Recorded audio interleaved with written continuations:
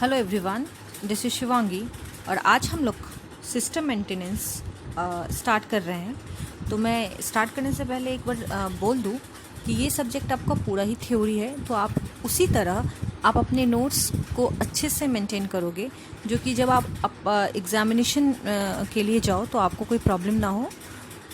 तो हम लोग स्टार्ट करते हैं। तो आज हम लोग सबसे पहले यूनिट 1, जो कि क्या है हम लोगों का हार्डवेयर ऑर्गेनाइजेशन ऑफ पीसी, मतलब मेरा जो पीसी होता है उसमें कौन कौन से पार्ट्स होते हैं, उनके हार्डवेयर कैसे हैं, मदरबोर्ड कैसे होते हैं, बायोस क्या होते हैं, मेमोरी क्या होते हैं, उसको हम लोग 1 बाय 1 डील करेंगे। तो ये आपका बहुत बड़ा टॉपिक है।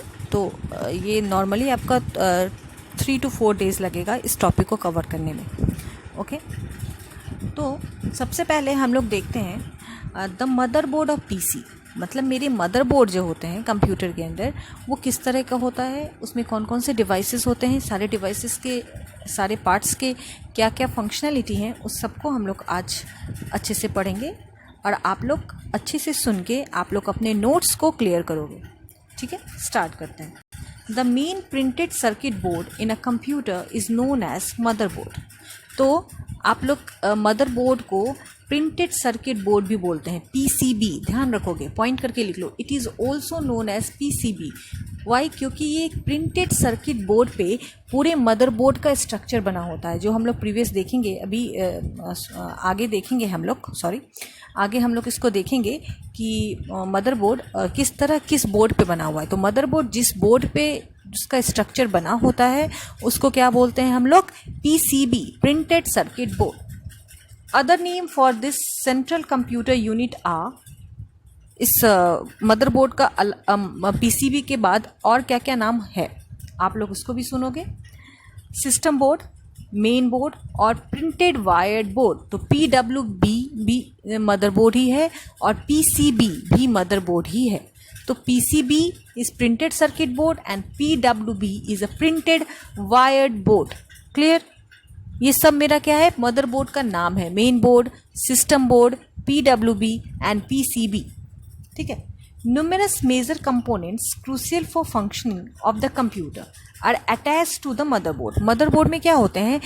बहुत सारे जो कंपोनेंट्स होते हैं वो मदरबोर्ड के साथ कनेक्टेड होते हैं और सब कंपोनेंट्स के अलग अलग फंक्शनैलिटी होते हैं। These include the processor, memory and expansion slot।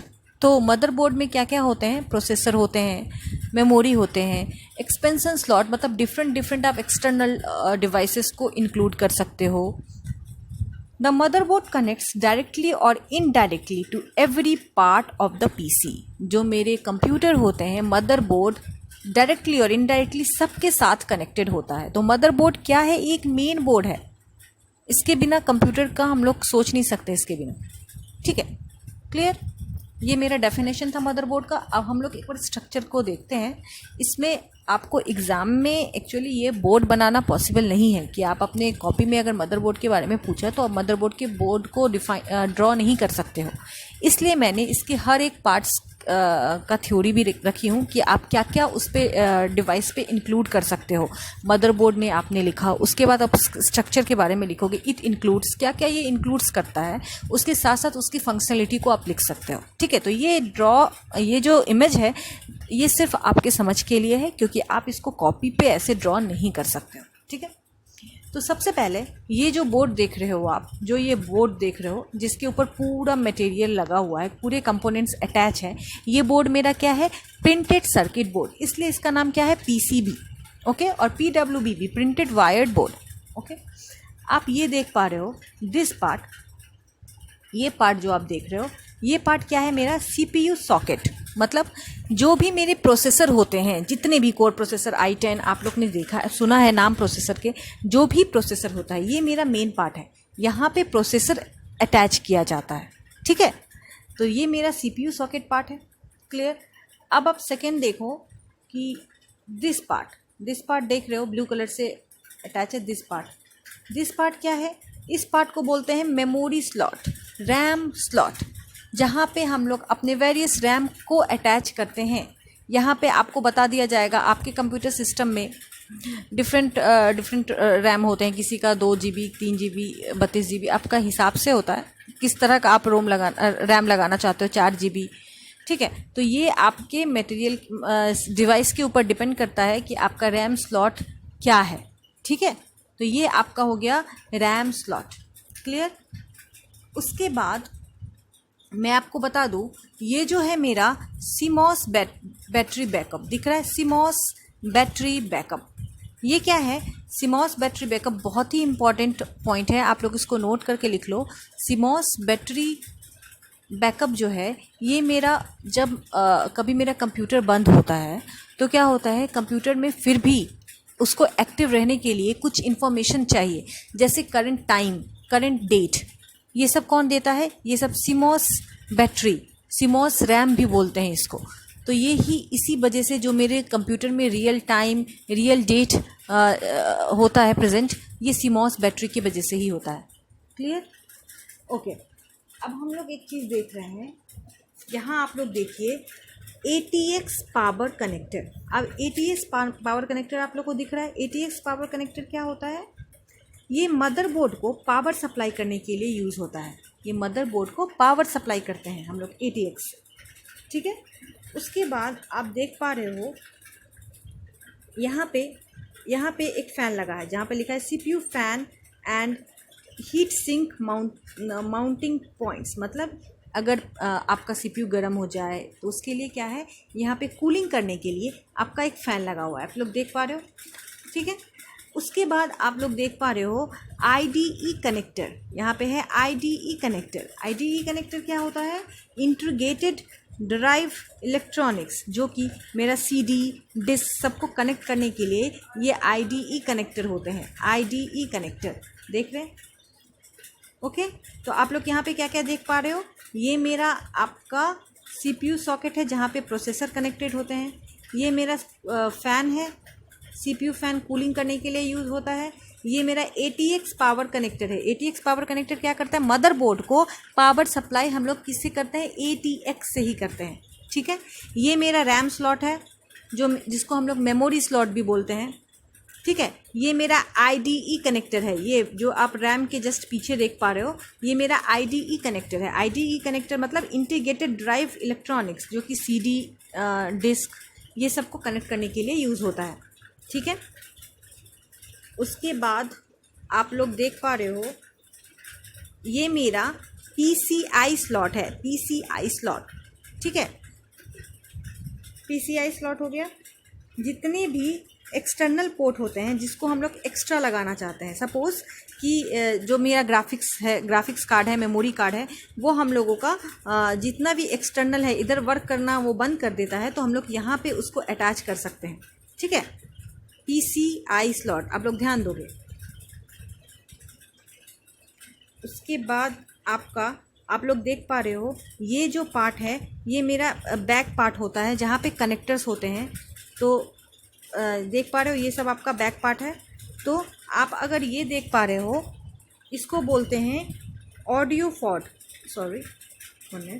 इसको बोलते हैं हम लोग, आप यहाँ देख पा रहे हो इसको बोलते हैं हम लोग ऑडियो फॉड, जिसमें हेडफोन, माइक ये सब हम लोग इसके थ्रू अटैच करते हैं। ये मेरा बैक पार्ट है CPU का, ठीक है। उसके बाद आप ये देख पा रहे हो दिस पार्ट, इसको बोलते हैं हम लोग USB पोर्ट, ओके। और दिस पार्ट, ये जो पार्ट है इसको हम लोग बोलते हैं LAN पोर्ट। यहाँ जो देख पा रहे हो ये हो गया LAN पोर्ट, इसको बोलते हैं USB पोर्ट, ये भी आपका USB पोर्ट हो गया। ये आप देख रहे हो बहुत important, this part, this is a VGA port, video port, जिसमें हम लोग मॉनिटर अटैच करते हैं। इसको हम लोग अक्सर ये 9 पिन का होता है, ठीक है।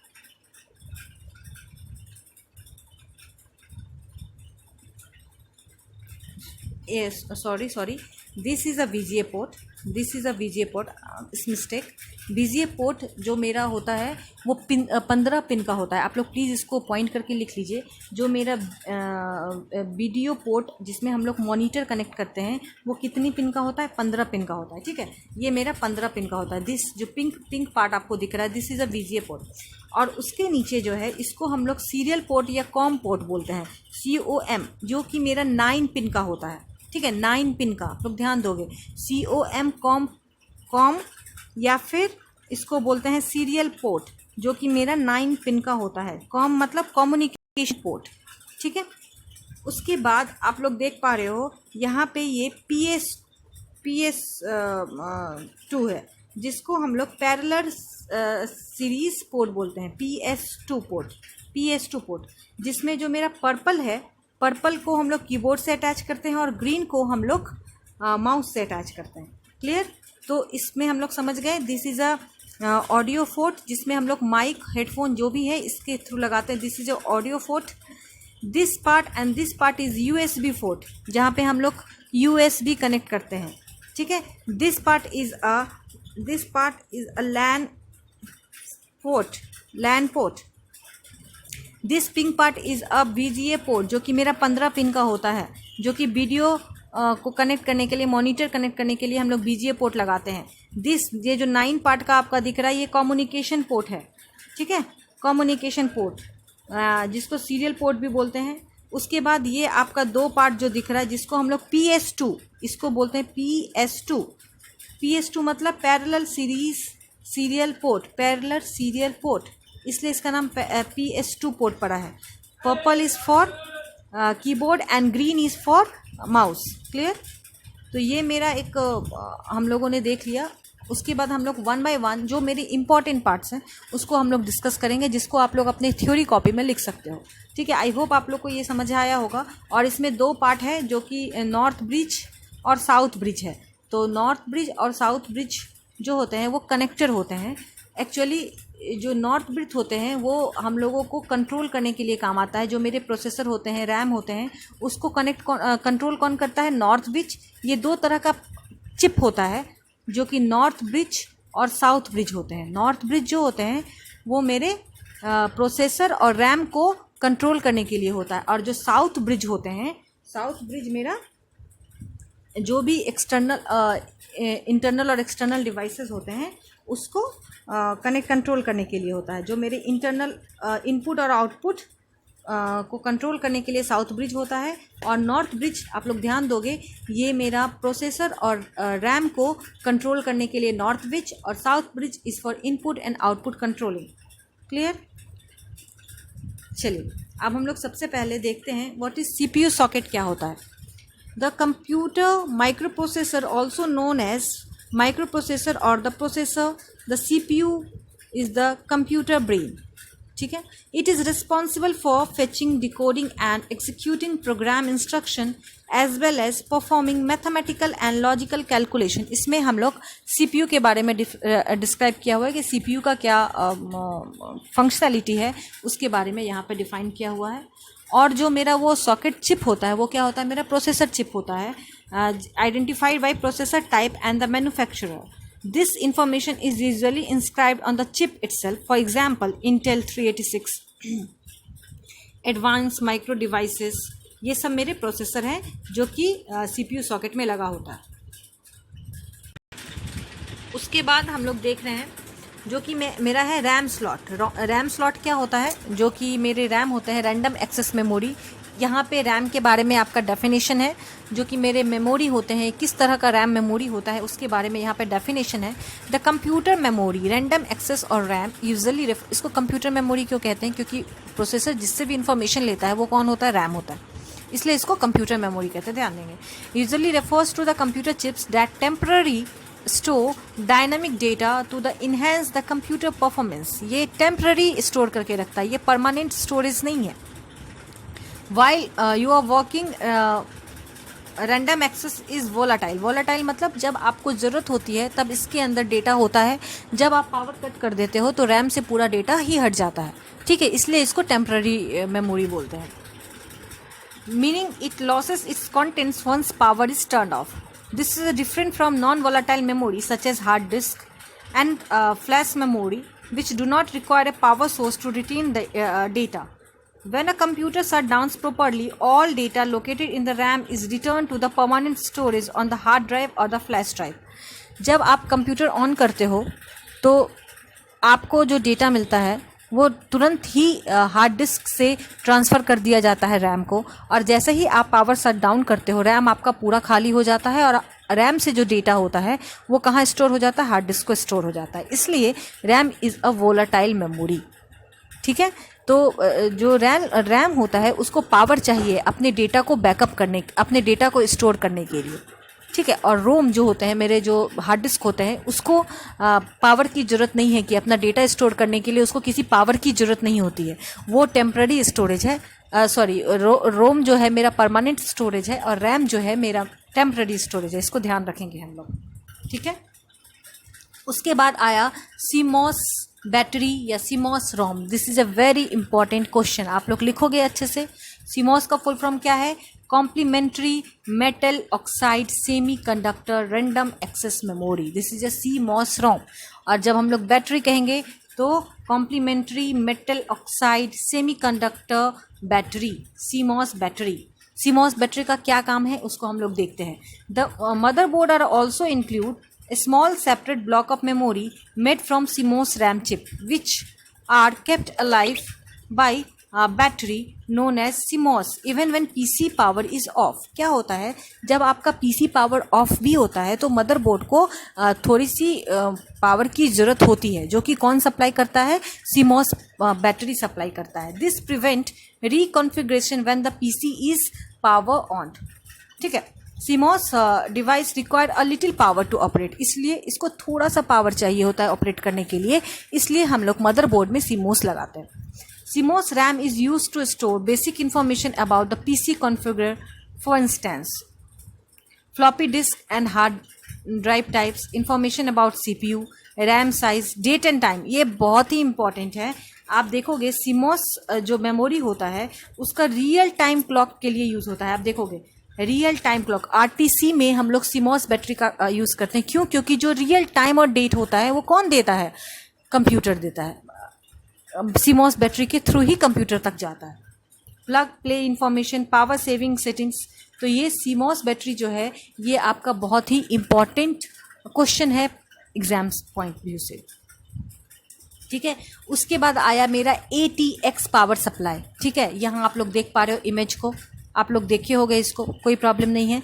तो हम लोगों ने प्रीवियस भी पढ़ा था ATX पावर सप्लाई, जो कि मदरबोर्ड को पावर सप्लाई करता है। ठीक है, CMOS जो होता है वो एक्चुअली मेमोरी के लिए यूज़ किया जाता है, और आपका रियल डेट और रियल टाइम के लिए CMOS बैटरी का यूज़ करते हैं। इसको थोड़े से पावर की ज़रूरत होती है ऑपरेट करने के लिए।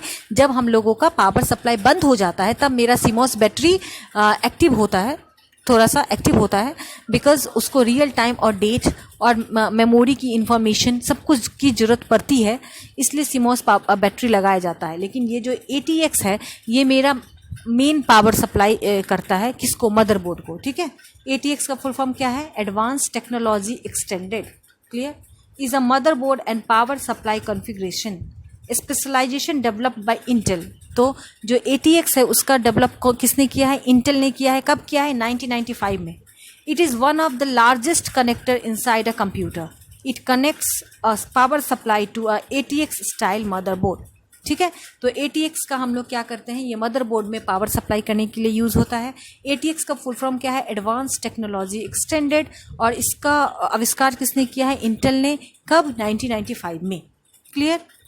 ये मेरा ATX पावर सप्लायर है। ठीक है, आज के लिए इतना ही। थैंक्स फॉर वॉचिंग, और आगे की पार्ट्स हम लोग नेक्स्ट क्लास में पढ़ेंगे। अगर आप लोगों को कोई भी प्रॉब्लम हो तो आप लोग मुझसे पूछ सकते हो। आई होप आप लोगों को मदरबोर्ड समझ आया होगा। Thank you.